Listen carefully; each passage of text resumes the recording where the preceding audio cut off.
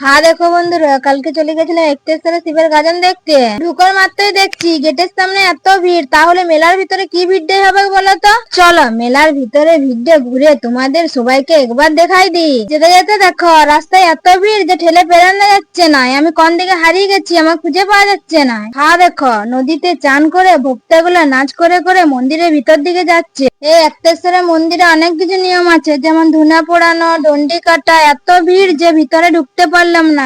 ভিতরে কি কি হচ্ছে তোমাদেরকে সেই জিনিসগুলো দেখাতে পারলাম না। ভিড়ের মাঝে ঠেলে ঠেলে কোন রকম করে এই ফাঁকা জায়গাটার দিকে এলিও। হ্যাঁ দেখো এই একতেশ্বরের গাজনে কেমন মেলা হয় আর কি কি পাওয়া যায় তোমাদেরকে একটু বলি। খাঁটি গ্রাম্য মেলা যেমন হয় ঠিক তেমনই এই মেলাটা বটে। চটজলদি খাবার, মনিহারির দোকান, নাগরদোলা, পাশাপাশি থাকে তেলে ভাজা, জিলাপির দোকান। বেতের জিনিস বিক্রি হয়, পাখি বিক্রি হয়। গাজন ছাড়া আরো দুটি মেলা হয়, পৌষ সংক্রান্তি আর শিবরাত্রি। আমি যতটুকুন জানি ততটুকুনই বললাম। যদি আরো কেউ ভালো করে জেনে থাকো তাহলে একটা কমেন্ট করে বলবে।